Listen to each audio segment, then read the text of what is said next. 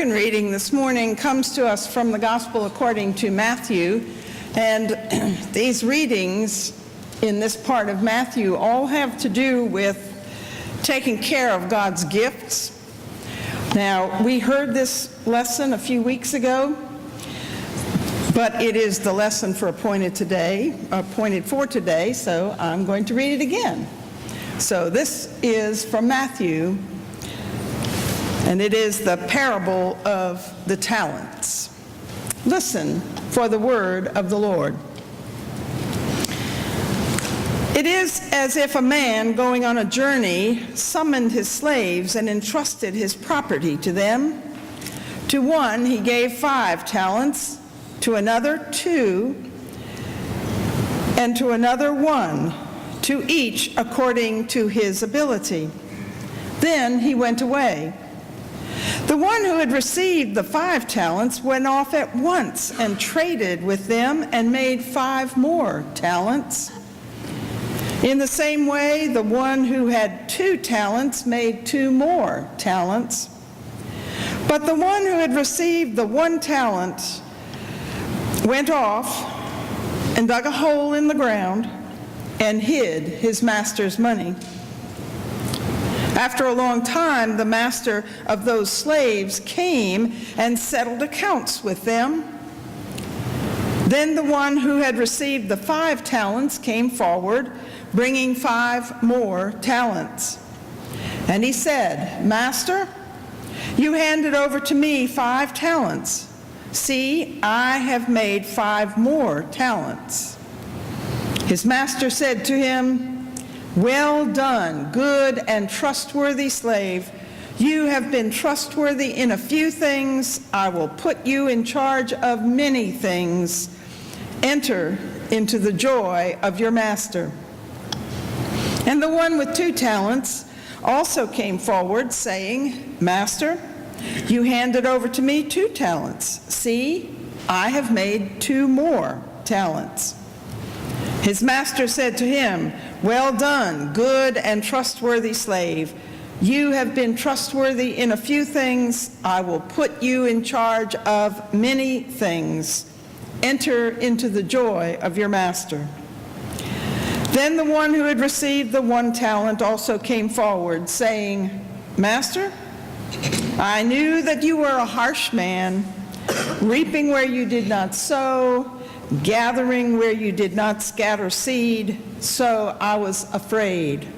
And I went and hid your talent in the ground. Here, you have what is yours."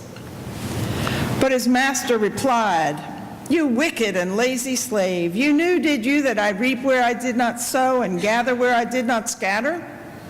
Then you ought to have invested my money with the bankers, and on my return I would have received what was my own with interest.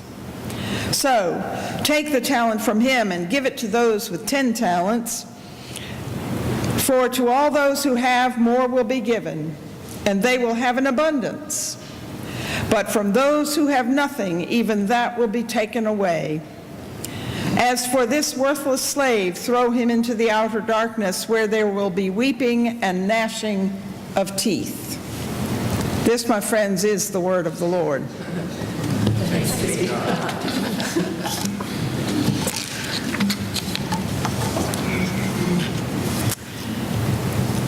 So, imagine that you are in a transition time, any transition time, and it's in a community, so there's going to be some kind of a new community, and there's going to be an entirely new pattern of life for all the people in the community.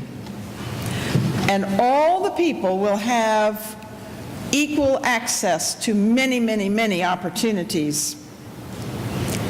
There is a real struggle within the community, and questions arise. Who will lead the community, and how will they lead? Will the people like the new way of leadership? This scenario could be taking place in, for instance, the settling of this country, in the beginning of the formation of the United States.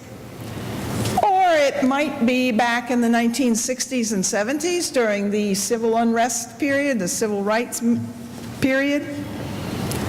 Or it could have been in the church at that time as well.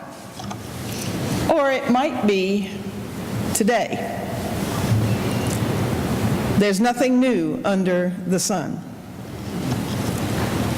But this story that I shared with you in the very beginning is the story that's as old as the Old Testament.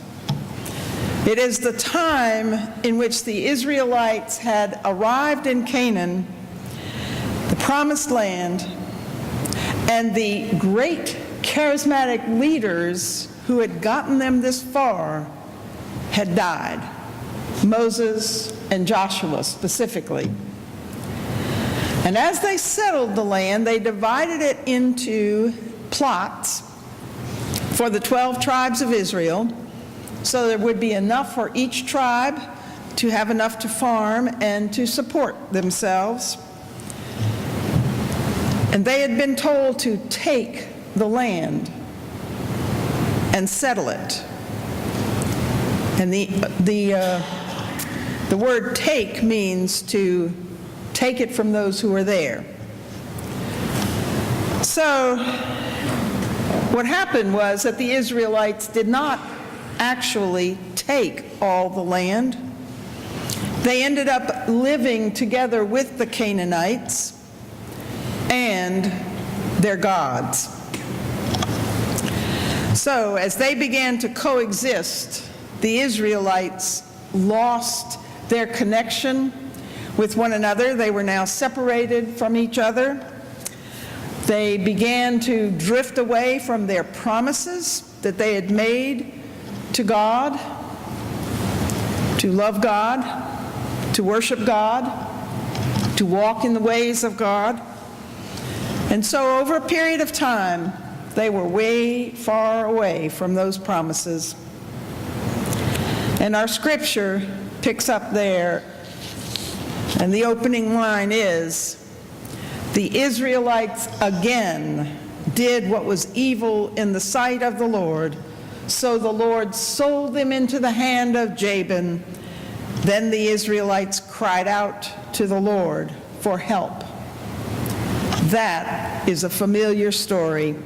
The people do evil in some way, God raises up an oppressor, and then the people cry out to the Lord, and God hears them, raises up a leader to deliver them, and then they turn back to God, and there's peace in the valley for a little while, until the next time.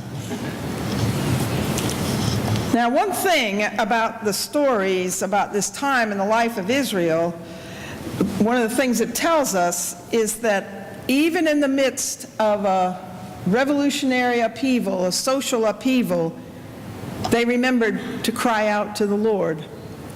So they hadn't totally forgotten everything. Now, the book of Judges is a collection of stories about the leaders that God raised up when crisis faced the Israelites.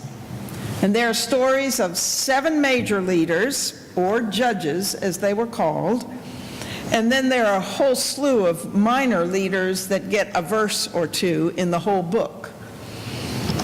But some of those leaders are names you've probably heard of, maybe. There's Othniel, and there's Ehud, and there's Gideon, and Abimelech. There's Jephthah, and Samson, and Deborah. Deborah made the headlines. Deborah, you see, was a prophetess, a wise woman. That's what the translation of that word is in Hebrew, a wise woman. She settled disputes among the people.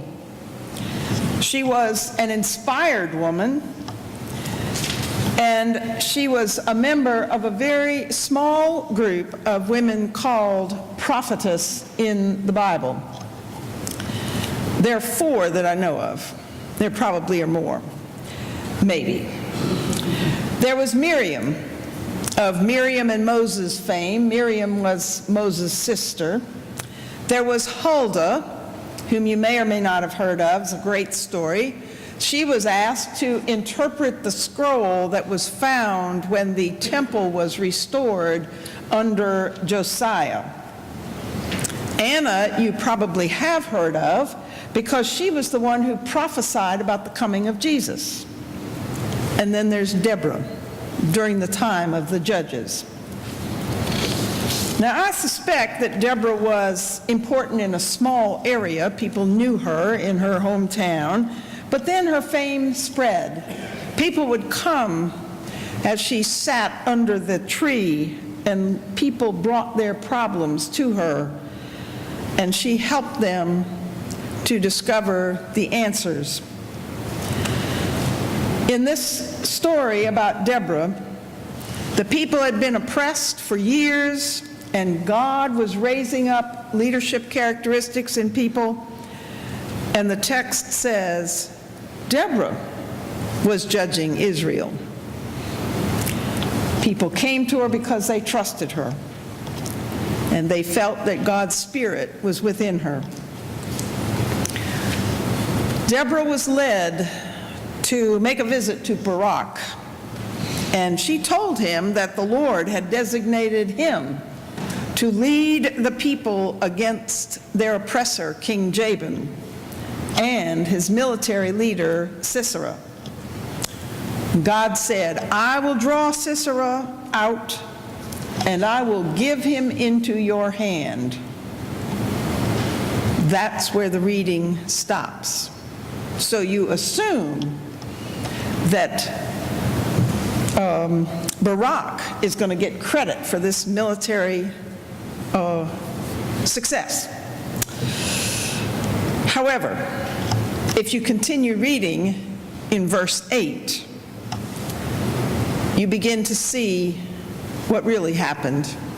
And if you stop reading, you lose the truth of what's going to happen. So in verse 8, it says, Then Barak said, I won't go by myself. I will only go if you, Deborah, will go with me. Now that is remarkable. Barak requested, well, no, it was a little more than a request. He required Deborah to go with him. Now, she must have really been highly respected, not only by Barak, but by others, because she did accompany Barak on this military mission, and she was evidently well received.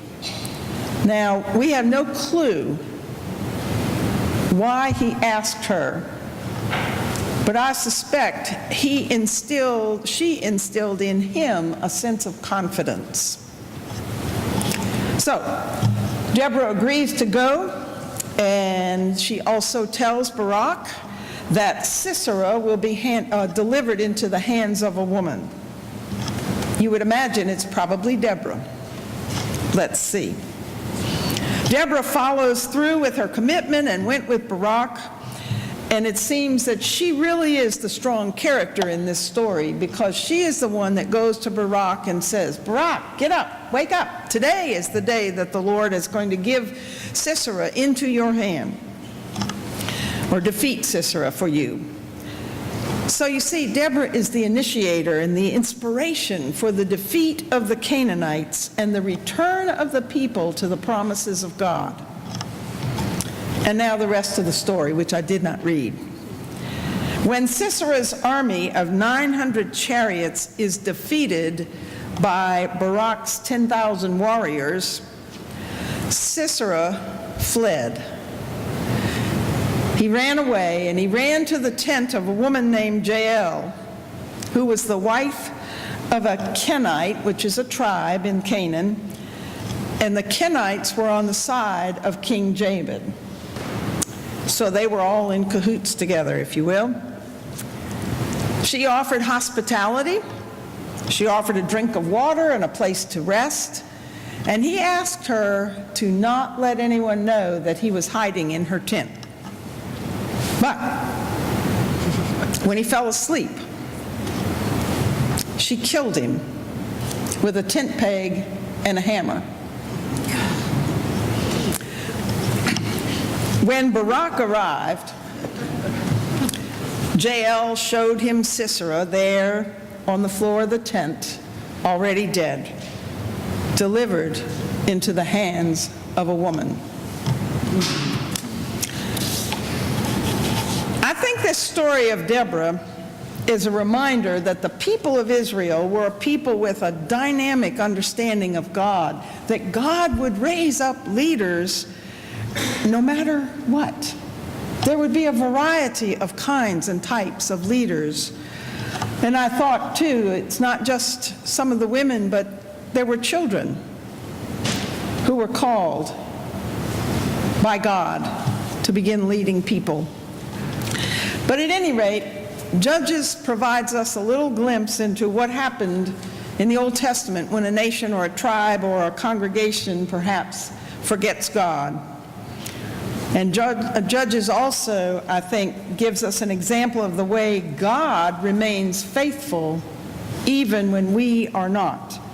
God hears the cry of the people and raises up a deliverer.